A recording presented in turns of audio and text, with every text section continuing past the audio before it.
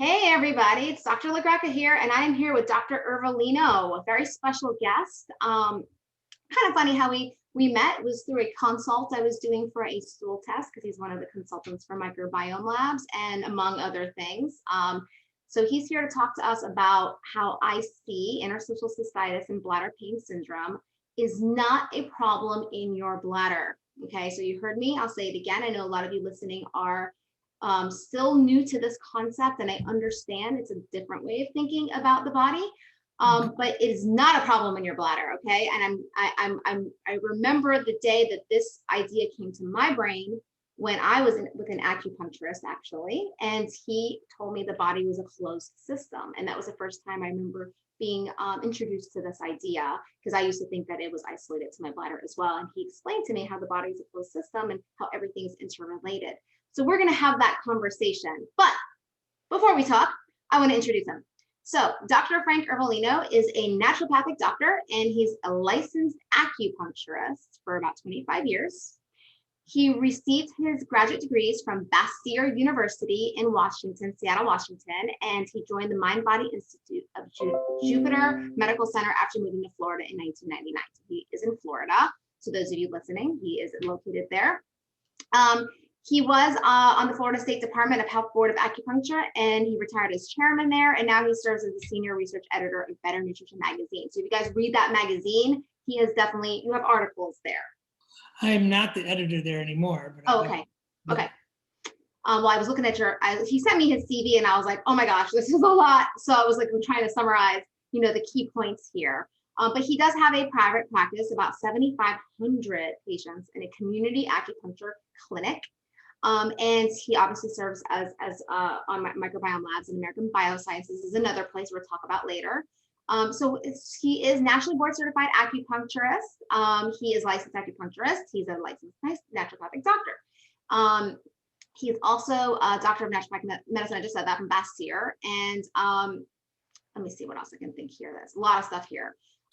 You've been on numerous public speaking and writing experiences. So that's really good. He's been on institutions such as Bastyr, Swedish Hospital, Seattle, Jupiter Medical Center, and others. And he's also written articles in the past in Nutrition Magazine, Natural Awakenings Magazine, which I've definitely read those magazines before, Living Without Magazine, and Better Nutrition Magazine. So lots of nutrition. And he's here to talk to you guys about IC. Hi. Yes, I am. So nice to meet you. Yeah. So where do we want to start?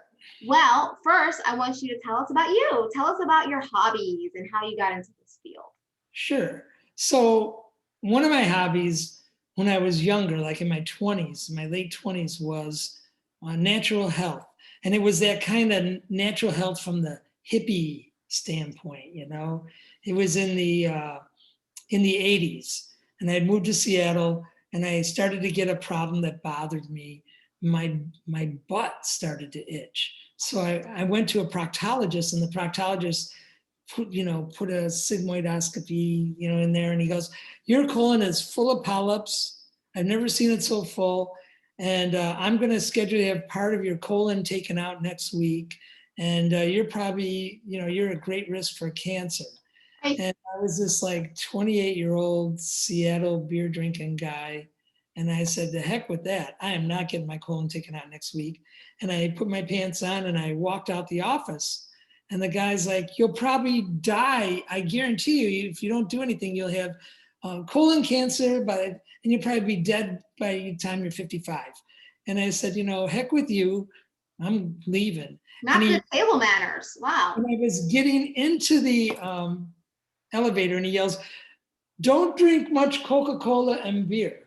And I thought that was an odd way to end it. So I went home, and I stopped drinking beer. I stopped drinking Coca-Cola, and I started hanging out with these people that were teaching me in Seattle how to eat. And I had an Italian background and everything. And I started eating more of those Italian greens and all that stuff. And I didn't say anything about my colon condition till I was 54. And I was working in Jupiter Hospital. And I told a friend of mine who was a gastroenterologist that this story, and he freaked out, and he threw me in for colonoscopy. And he woke me up out of anesthesia and said, "You're a one lucky guy. Your colon was clean." So I don't think the guy was lying, but I think, I just got into natural health, and I started out as a scientist. I started out as an oceanographer. I ended up working as a research meteorologist in Seattle. Oh, I quit because it just was boring to me. I was working in research, but it didn't turn me on. And then I got hired by accident to work at a company called Merrill Lynch in the 80s. And went from being a broker to being a large block trader. And I was successful, but my wife was going to leave me. I was in the hospital with fake heart attacks and everything. I had stage 3 hypertension. And I had this doctor friend that said to me, "You're going to die if you don't change your career." And I came from a group of doctors in my family. And I never had confidence that I could do medical school. And it seems so intimidating. But now, 10 years out of college, I said, I think I could do this. If I could do this trading thing, I can do medical school. So I applied to the University of Washington Medical School, and I applied to this little teeny school that I'd learned about in Seattle called Bastyr Medical School.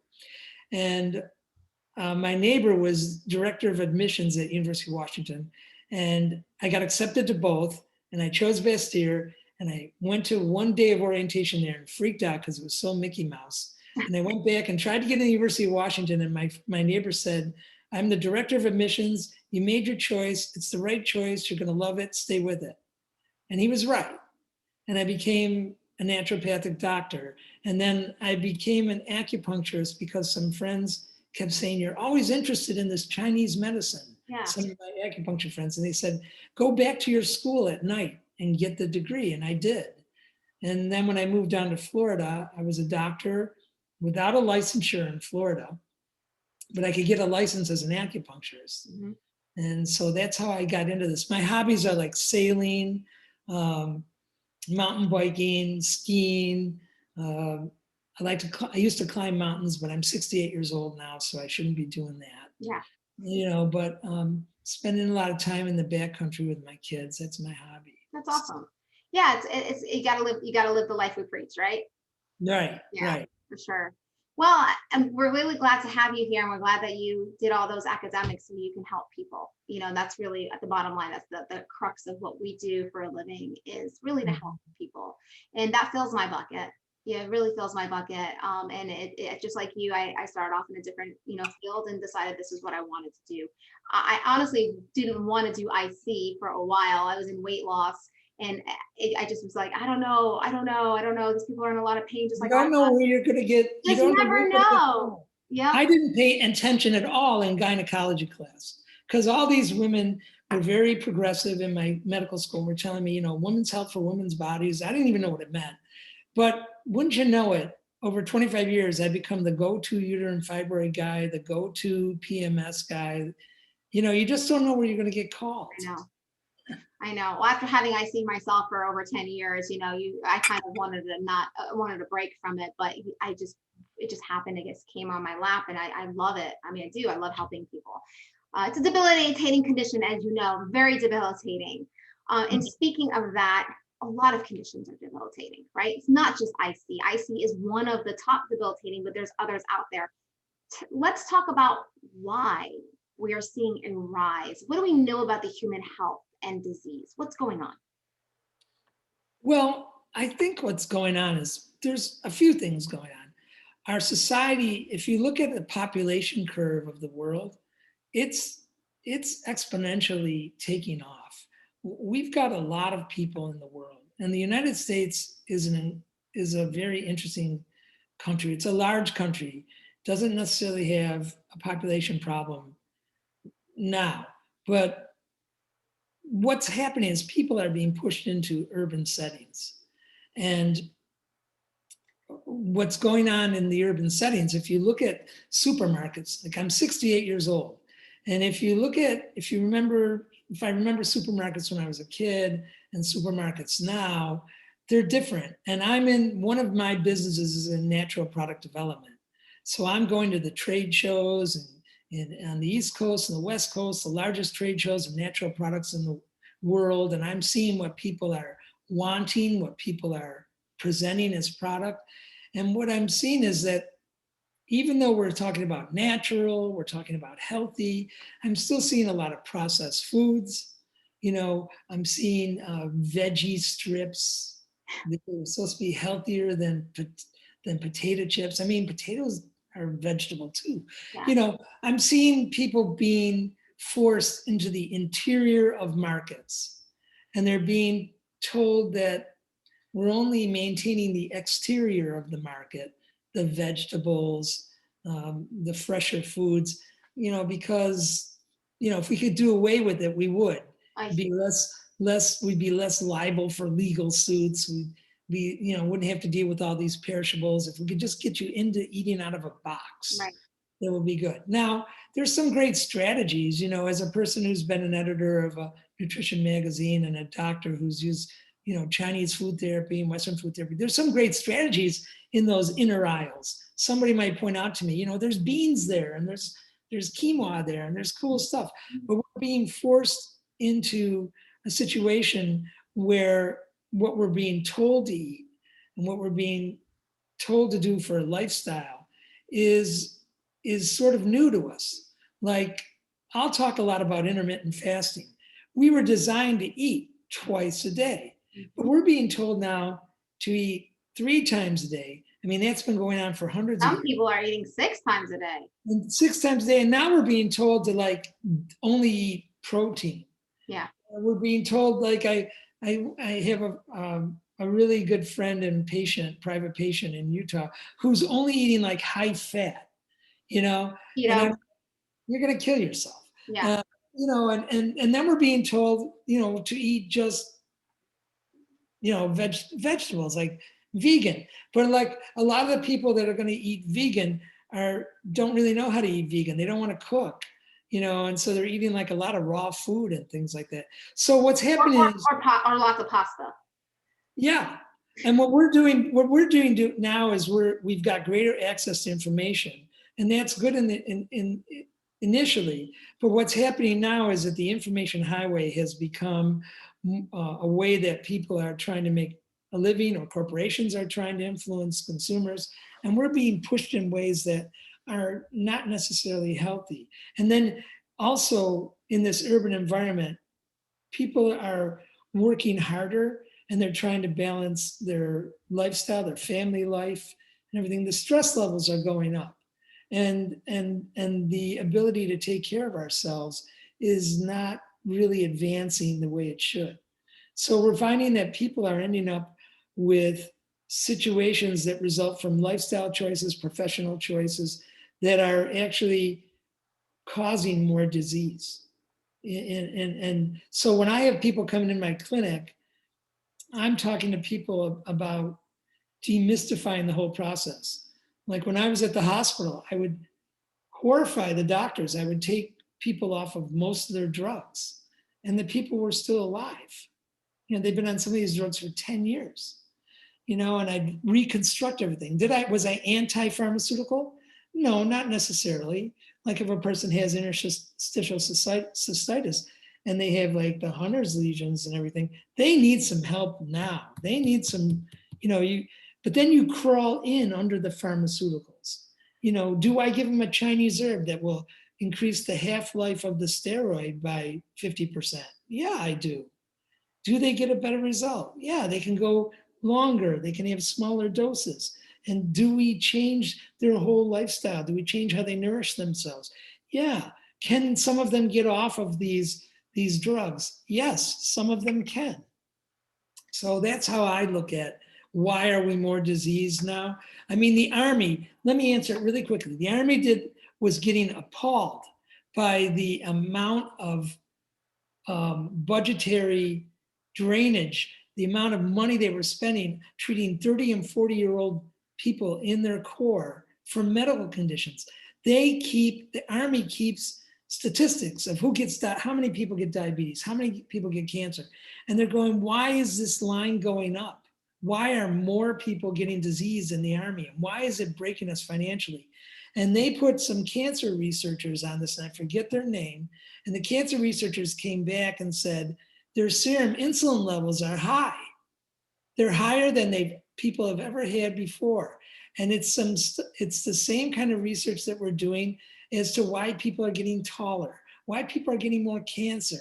Those serum insulin levels and the changes in lifestyle and diet are actually affecting the genetics and making cells turn over more and accounting for cancer, accounting for diabetes, accounting for disease. So the Army put their core that's abroad on a modified intermittent fast, and they've seen the health profile improve dramatically. Oh, wow. Yeah. Yeah, I'm a big believer of fasting. I mean, I do 3 to 4 day fasts a couple times a year, and then I try to do these intermittents every day. No, that's great. So it's lifestyle related, for sure. So when it comes to IC, what do you find to be a common theme across the board? Like I personally have found, for example, we talked about oxalates, right? So I did find that there's a correlation to oxalates, but I also found another one. I found that a lot of the patients I work with have a history of some type of trauma. Yes, you can see that. Whether it's abuse or neglect or sexual abuse or, physical, or maybe just their trauma on themselves, like being hard on themselves, perfectionists. So those are like the common themes. What have you seen in clinical practice? Well, that's interesting that you mentioned that, because I agree with those too. My observations have been that when a person comes to me with IC, I see a person that I admire usually for what the amount of stressful events they're able to balance on their shoulders. That I usually see a situation where they're either married, they can be married and their marriage is working out, but the amount of the load that the couple is taking on is burdensome, like a financial load, working, raising kids, taking care of themselves. I see where the total lifestyle is sort of closing in on that person. Like, I remember one particular woman who would come very smartly dressed, and she had a good executive position at a Fortune 500 company. And she was a stellar individual. But when I talked to her, there really wasn't, she tried to eat healthy and everything. There really wasn't a lot that was you could look at that was going on. When that happens, I usually go into a meditation so they don't get too impatient. And I get to know the patient better. And over the weeks, I heard things. I heard things like. Well, wait, what do you mean meditation? Can you explain? Like, I'm. So, as a practitioner, you'll often get impatient. You're looking for the aha moment. Yes. Okay. You went into meditation. You're looking for everything to fit a formula. Yeah. And you're taught in school, it's going to be this and this and this. And, and then you got your personal opinion. It's going to be this and this. And then you're like, it's none of that. And you're like, so you just go very patient. And I'll often say, I'm a Roman Catholic, but I'll often say like a Buddhist mantra, like Om Mani Padme Hum, while I'm listening to the patient. I'm here for you, I'm here for you, I'm here for you. And then you get to know the patient and you show patience. And often that's a sign. Often that patient hasn't had a lot of people showing patience in her life or his life. I've definitely encountered that. And so then you establish rapport. And once you establish rapport, then you get to really know the intricacies of that person's life. So that person might have an autistic child at home, or that person might be so nerve-wracked with their job and balancing, the marriage and everything. Not that a person's being nasty to them, but they're just, they've got a mortgage, they got kids going to school, and then you might find out that there was a traumatic event in that person's life. And you might find out that that person gets so nervous and does not want to drink, does not want to do drugs, but will pull at 10 o'clock every night a thing of Ben and Jerry's out and have just eat it with a spoon right out of the carton. And like, you really can't be throwing cold fat into your intestines right before you go, right before you go to bed. That's not going to help you. And then you'll ask them, well, how do you sleep? I sleep okay. And then a couple of weeks later, they'll tell me, no, I get a lot of gurgling. I get a lot of gas. I get up because I don't want to, let the gas go in the bed with my husband, and I sit in the chair and I'm all by myself, so you find all that stuff. And then, there's things like, why is Ben and Jerry's this really cool company and they're always having fun? Why are they sort of like actively promoting that people eat ice cream at all times of the night? I mean, do they really care, or are they just selling product, So, like I'll often stare at the ice cream aisle and see all the retirees in Florida. Oh And no. they've got this huge bloat. And is the bloat fat? No, Oh. it's an inflamed omentum. Yeah. And they're going in there and they're going to buy the cheapest, biggest container of ice cream they can have. And then when I meet them in the clinic later, because I'm in a small town, so I can see the guy, and next year I'll meet him. I'll go, do you eat that ice cream at really late at night? And they're like, yeah. I'm like, well, that's why you got all your problems, So I see pressure coming from all different avenues in the typical IC patient. Yeah. And then the pressure of the uncomfortableness of the condition, and how, so usually what I'll do is start to de-stress them with some acupuncture. Oh. And then I'll start to establish a rapport. Yeah. And then I'll start to teach them how to cook quickly, how to cook foods that would be healthy for them, that kids might like too. That's always a big thing. I'll see that the parent will eat what the kids eat, because the parent's not going to cook 2 meals because they just came home from work. So I'm looking for those kinds of clues. I very rarely meet a person that has a perfect life. They exist. They have a perfect life. They have no monetary problems. They're wealthy. They have a house on the beach, a house in Aspen. They eat the best foods and they still have IC. You run into those once in a while, but I'm concerned with who's under the bell curve.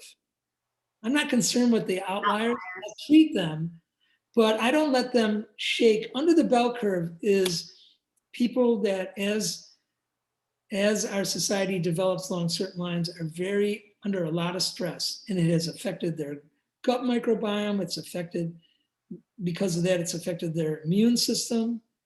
Because of that, it's affecting their lifestyle, and their social life, their married life, their life with their children.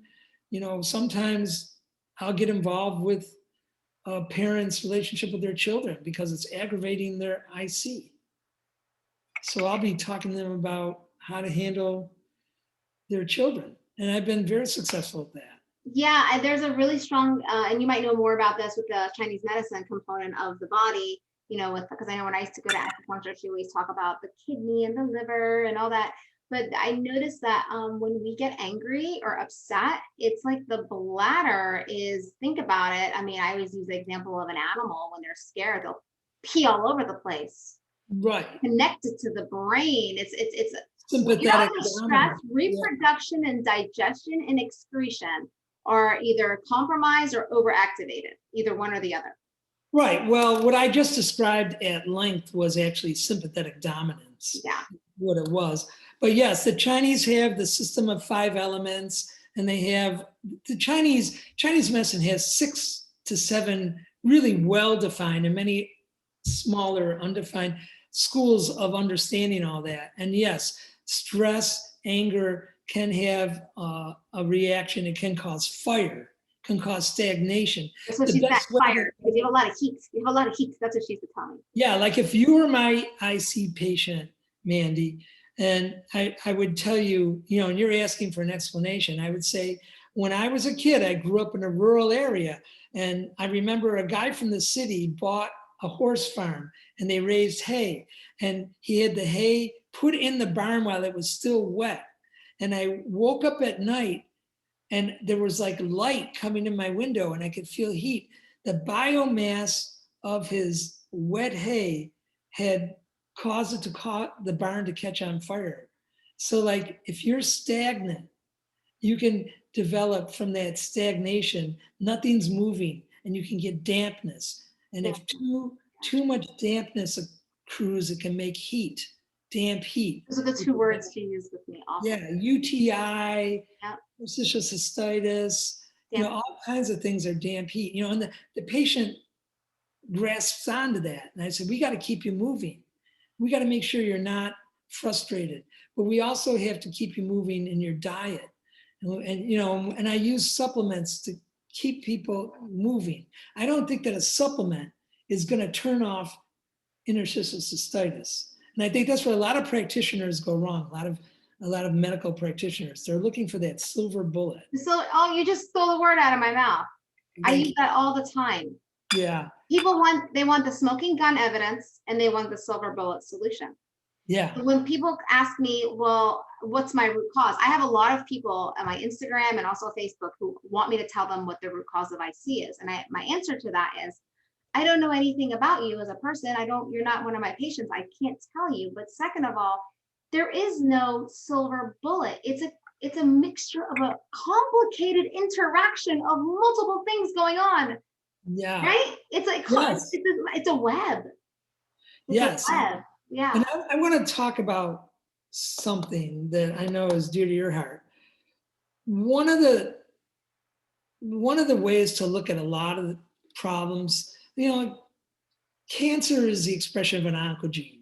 And there's all, that seems to be a separate problem. When a person gets cancer, the oncogene gets expressed, we tend to think that's just happened to them. Or when a person gets interstitial cystitis, that just happened to them. I mean, there are some gene alleles. I hear that a lot. But there's also a lot of people in the bell curve that don't have the gene allele. Or if a person gets rheumatoid arthritis, that just happened.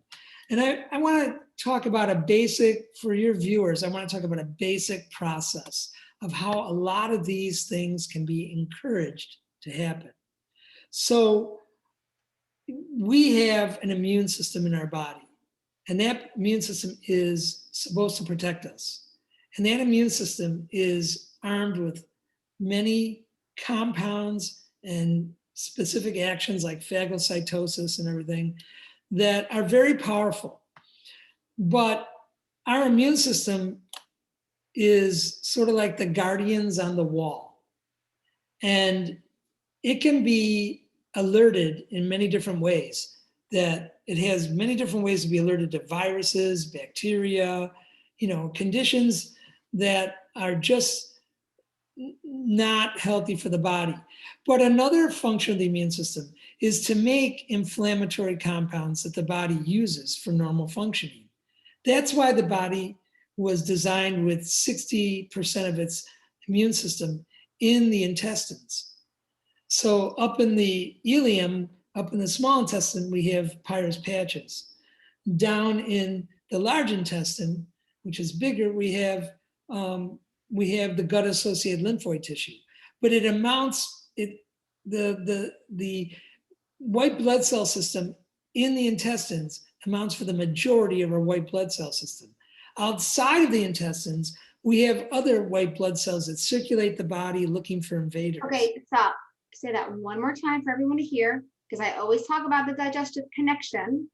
White blood cells are small intestine, large intestine. It counts for the majority of our white blood cell in the body. Yeah, I say 60%. The majority. I've heard as high as 70 to 80. And then the rest are out there protecting us from invaders. And that's thymus. You get that from the thymus gland, and yeah, from just all the other sources of lymphoid tissue. Our tonsils. Which some of us don't have anymore. Yeah. So anyway, our gut though was designed. So we eat food, and many people think, well, we eat food and we get inflammation in our gut because we eat the wrong food. But that's not necessarily so. Yes, that's true. But a bigger problem in this country is we're eating on the run. We're eating a lot of food that we're buying somewhere on the run. And what we're doing is we're overtaxing our system. A lot of our inflammation in our bodies, in our intestines, comes from the fact that we're not properly digesting the food to begin with, right when it starts at the small intestine. Mm-hmm. We're overloading the large intestine with undigested food. Now, that ends up. Let me interrupt. Some of it also starts with chewing, because people don't chew their food. Right, you chew, you start to stimulate the hypoglossal nerve. Yeah, they're on the run. Yeah. Whatever we pick up. It's the mom who's on the run, who's standing up and feeding her kid and inhaling her food. She's not chewing. Yeah, or like I saw on the line the other day when I went past the school line, the mom was eating the kids' animal crackers. You know, she's talking on the phone and she's nervous and she's eating the animal crackers. She gave them to the kid when he got in the car. So anyway, so there's undigested food coming down, some bacteria in the gut. First of all, when you have undigested food coming into the large intestine, it's because the small intestine wasn't properly stimulated to do the digestion at the pancreas level. So you have this undigested food going in the large intestine. Certain bacteria in the large intestine thrive under a lot of undigested food, certain retreat that are very important. So you end up making this unneeded inflammation that way too. So it comes from how you eat, what you eat, and when you eat to cause inflammation. Talk about the when. And so we have this protective system that was designed in our large intestine to protect the rest of the body from seeing all the stuff that's bad that's going on in the intestine. It's called the mucosal barrier. Mm-hmm. And if that starts breaking down, then the inflammation in the large intestine can talk to the white blood cells outside the large intestine through the intestinal wall. It's called crosstalk. Yeah. And that's where you start to get things like autoimmune, osteoarthritis. You start to get things like cancer even. You can get the degradation of mitochondria in a certain cell. You can get oncogenic expression. You start to get a lot of an inflammatory milieu, they'll say, in the body, an inflammatory environment. Mm-hmm. So when I see somebody who has IC, I want to get, I want to know if their IC is serious enough to get like a pharmaceutical intervention, like with a Hunter's lesion. Right. But if they're non-Hunters, and that talks more about inflammation further up the line, not necessarily in the bladder, right? But in the whole system that feeds into the bladder. Yeah. And then it can just be generalized systemic inflammation, where in other parts of the body, there's metabolic processes that are put off by this inflammation that are changing, like the acidity of the pH of the environment. I think that's responsible for a lot of urinary tract infections, where just the pH of the vaginal tissue is changing because there's so much inflammation going on in the body. It's absolutely changing. I've actually had people measure their pH, and the pH is definitely out of range. In some cases, it's very alkaline, more alkaline, because the pH of the vaginal tract has to be a certain acidity to allow for lactobacillus to thrive, which is what you want.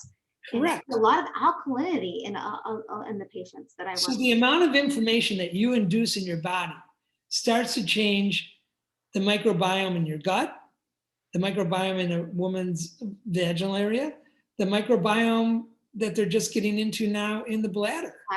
Yeah. But it gets changed because you're changing your environment. Now, years ago, there was a school of thought about the acid-base balance of foods. And because things like soda and everything are acidic, they started to really, start saying you've got to eat alkaline foods. What they really was doing was describing you've got to eat healthy foods and calling them alkaline. I mean, I know that, some of the fats are healthy and they're acidic, but it's more, and I was going to talk about this at the end, but it's more about what you eat, when you eat, how you eat, that can set you up for having inflammation in the body. Yes, there are some genetic markers that can predispose you, such, but the balance of women that I've seen with IC, they didn't have Hunter's lesions. They responded more towards decreasing the inflammation, calming the body, reassuring them, giving them hope that they can conquer this, and taking a systemic approach. Were there supplements used? Yes, there were supplements used. Were they the silver bullet? No.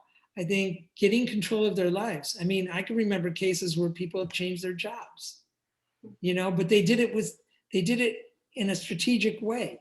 I mean, I remember one woman who plotted for 6 months to change her job. And when she went in, and told her boss that she had gotten another job, she said it was the most powerful moment in her life. Mhm. You know, and I had to stand behind her the whole time, you Yeah. know, to get her to do that. Well, that's what a lot of what that leads me to that next part of this conversation is that's where a lot of our job is because I have a lot of people who I guess you can say lurk for a little while where they're like checking me out, they want to see how I can help them. They're checking Yeah. me, maybe do a consult here and there, but still not ready. They're on the fence because I think they try to do it on their own. Many of them don't have support at home. Understand that's another thing. Their husbands Right. may not be supporting them. Their family may not be supporting their dietary changes. So they don't have any support. Can I butt in right there? Can I butt in? Yeah. Hold your thought. Some of the best, most recent work I've done is showing a person who suffers from like IC or even other conditions how to exert leadership. And it's resulted in family members that didn't support wanting to do what the leader did, That's my changing house. by example. That's my house. That's my house. Yeah. It's funny because my friends now, when they eat bad things in front of me, they're always like, don't judge me, but I don't. Or 2 years later, they're going, I don't drink anymore Yeah. Yeah. because of you. And I'm like, Yeah, it really? does rub off. Yeah, it absolutely does. My daughter's picking up on it. It's really awesome to see the transformation. But they Yeah. don't have that. And what I found is when I finally work with them and we come together on a healing protocol, a lot of them are getting a lot more out of the support than the protocols. The protocols are there, like you said, supplements, diets, not the holy grail. It's the support that Right. I find fascinating that they're getting more out of than anything else that I'm offering them. Yes. And, teaching them to be a leader, leadership involves conflict resolution. So when you're a leader, Sun Tzu in The Art of War, you've heard of that? Have you ever heard of that? No, but you can tell me about it. But it's like 600 years old. Uh-huh. Sun Tzu was a general.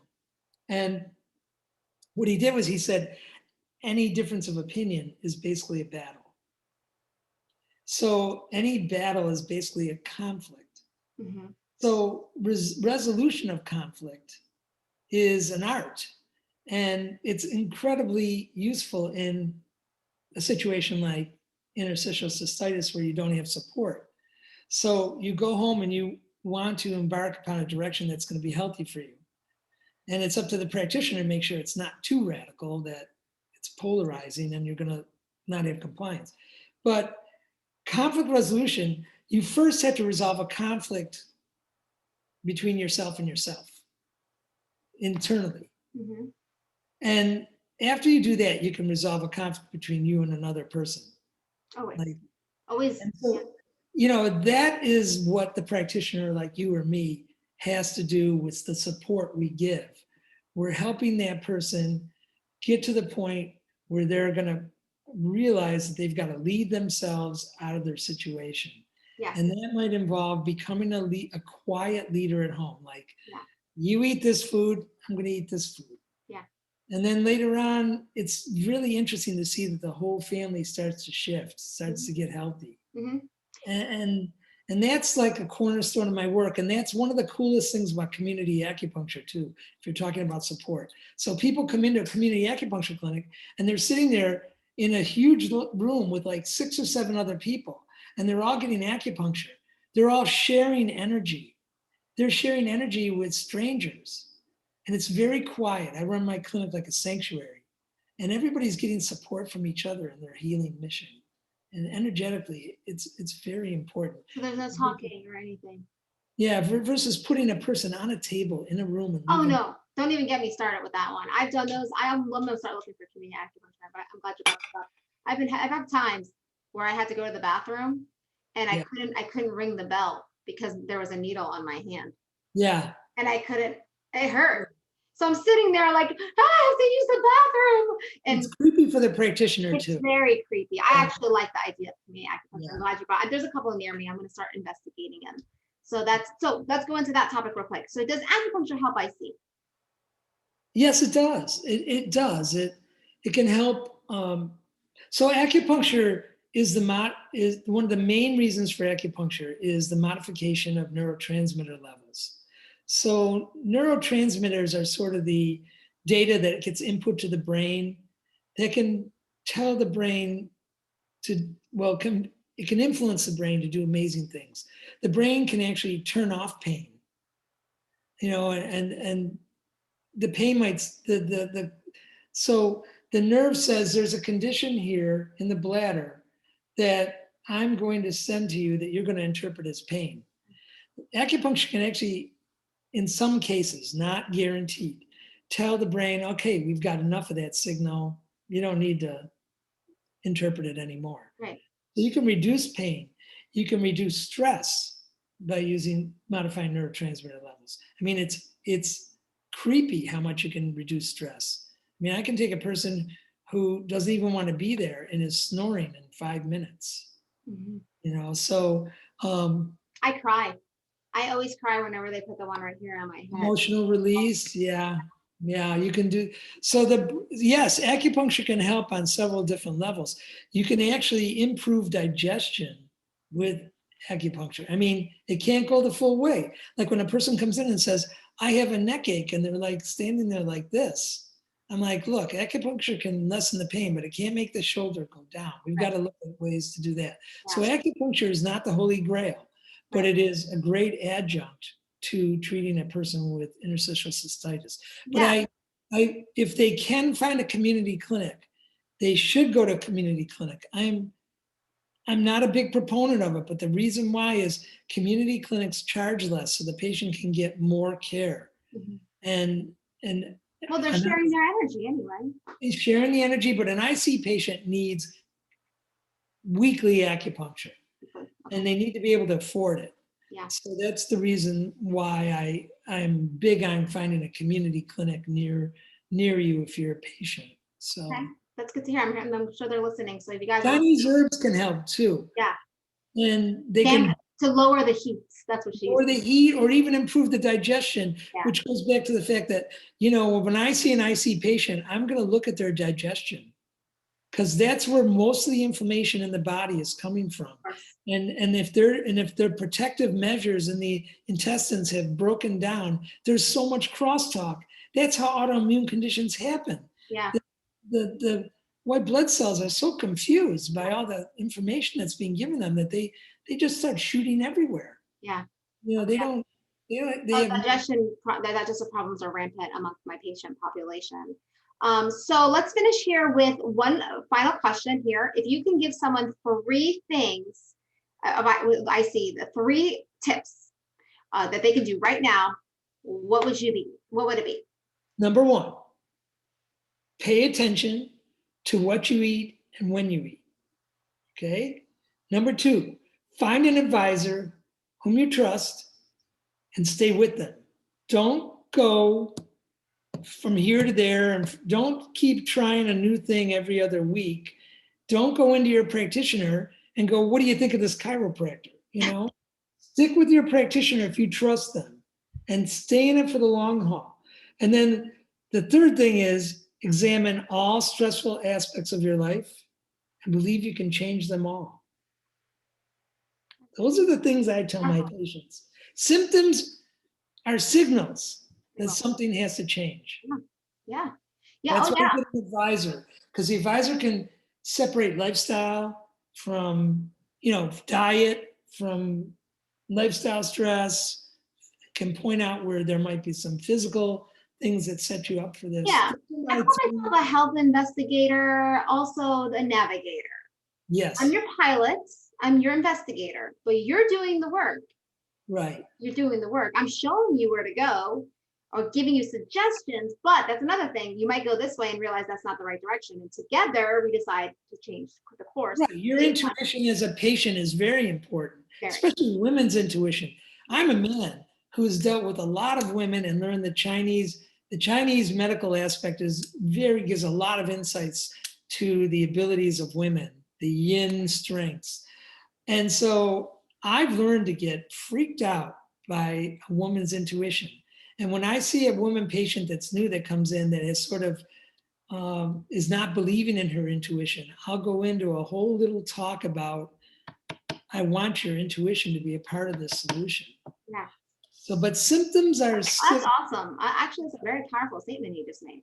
oh yeah, and it's given over and over again. Yeah. You know, it's the reason why I have all these female practitioners in my clinic, and they're still trying to figure out why I have like a huge population of 16 to 19-year-old patients. I mean, I'm an old guy, and why I have all these, you know, these other working women patients that will only go to me. It's because they're not hearing it from their other practitioners. Yeah. You know, but I'll tell them, you know, your intuition is a big part of this. What does your intuition say? Well, Yeah. you tell me if I should take this or not. I hear that a lot. And I always have to say, well, what do you, yeah, you have to always ask them, well, here's some ideas. What would you think would be best for you? Yeah, and a big clue for the patient that sees this is when you stay with, big clue, when you stay with one practitioner who's good, that you believe in, that practitioner, when they see the commitment, if they're like me, they'll go deeper and deeper and deeper into your condition. I mean, if I have a patient, even in my little clinic, not one of my private patients, but a patient that can barely afford the minimum payment, and I'm seeing that patient every week or twice a month or something, but they're coming because they can barely afford it. If I see the commitment, I will come home, and instead of watching Monday Night Football, I will sit there in PubMed and dive into it. Thank or you. correct my I am physiology. so happy to hear that. Yeah. I do the same thing. I don't really sit there and watch, you know, Netflix or anything like that. I'm usually, if my kids are watching Netflix, I'm on my phone looking through, you know, research and stuff. Right. Because, you know, I want to know, like, even if I have a patient who I'm kind of stumps me, Mhm. I want to know what it is. You're going to find people who are complicated, and they Yeah. not an easy, like, okay, there it is. I see it on the lab. Here's your dysfunction. Interstitial cystitis is one of those holy grails. Yeah. And there's several holy grails in medicine, like Morton's neuroma is a holy grail. Like hardly any practitioner can solve a Morton's neuroma in the foot. I actually learned how to solve a Morton's neuroma. But you know, IC is still up there. I've had success.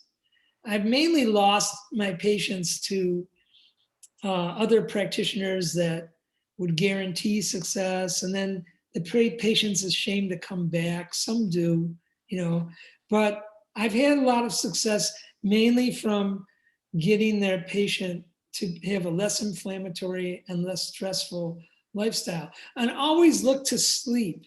Sleep will always tell you where there's problems, you know, in a patient that would have a condition like IC, Yeah. you know, and you got to get to establish a rapport with the patient so the patient will actually tell you what's going on in their life. You know, what are they thinking? Like a person that gets up at 3 o'clock every night and doesn't have gastroesophageal or doesn't have GI problems is probably maximally stressed out. And, you know, and that's Chinese energetics, the liver hun, the liver spirit won't let them rest. But a person that gets up with heartburn, it has probably hypoacidity. Or a person that gets up with a gas and bloating, you know, probably has a very imbalanced gut microbiome. Or a person that gets up and has like a bowel movement in the middle of the night probably is a great candidate for intermittent fasting. You know, so you know, you develop a pattern of where you can find the clues. Yeah. So Biosciences. American Biosciences. Yeah. So that's a company that I've been a formulator with for years. And you know, one of the things is if we were going to talk about, there's no research on CBD with IC, but I'm hearing a lot of anecdotal. And I think this is a really good thing to tell people in the patient world, is that I'm a formulator. I know how these things are made. 99% of the CBD product that is made in this country is made by a method called carbon extraction. And they do that because it's cheap, it's easy to get into, it's easy to capitalize your company, and you can make a product that is CBD. But it's not what's found in the plant that gave the benefit, which was CBDA.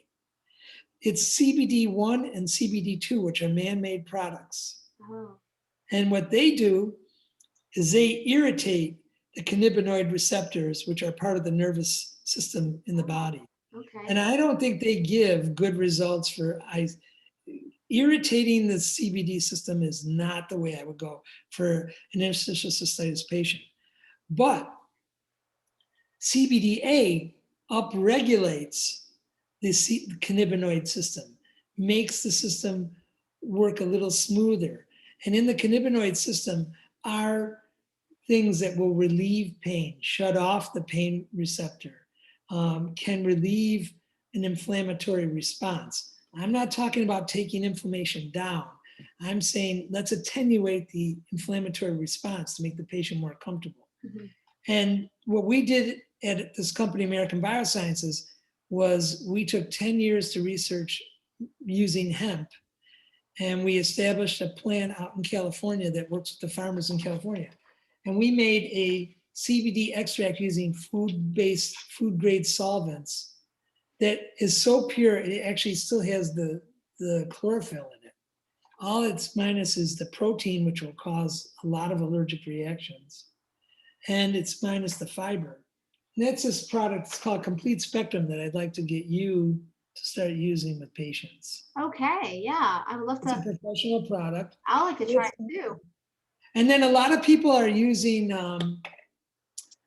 immune modulators to get inflammation down. Yes. Use a lot of beta glucans and everything. Yep. One of the products, we were the ones that introduced AHCC. I love AHCC.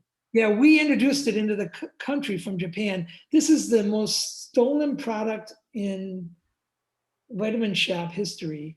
This is the professional product. It's called AHCC. I was looking for a good one because the one I was. This is Empower ER. You can get it on Emerson or Natural Products. Okay. I want to set you up as a vendor for that. Okay. This is a time release AHCC. I love AHCC. I was reading about that for the big C. I don't want to say the word, but I was reading that it can be very useful for people. Well, as long as we're talking about the big C, one of the most exciting products that I helped develop, was a product called Metatrol, which is looked at in research as fermented wheat germ extract, which is we took it to Cold Spring Harbor Labs for drug discovery because we were conducting human studies on it for cancer, for ovarian cancer, breast cancer. There's a huge study in the British Journal of Medicine on colorectal cancer for using this, where we took a carbon from wheat germ, which has no gluten in it. The germ has no gluten.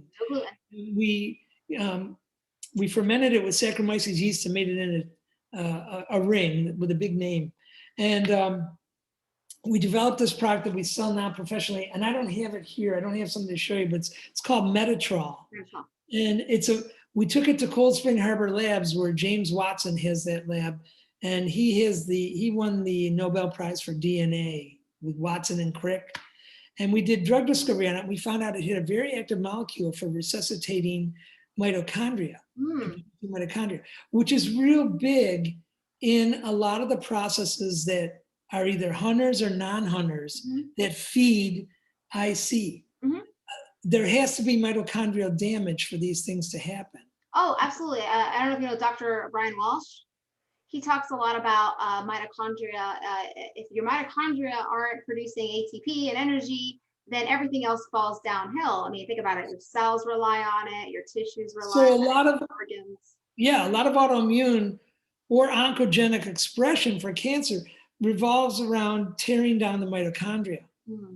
And so supporting the mitochondria is a very deep way to reach a solution with IC. Is it immediate? No. Do you have to have all the other components? Yes. That's why you get an advisor. That's why you get somebody to guide you.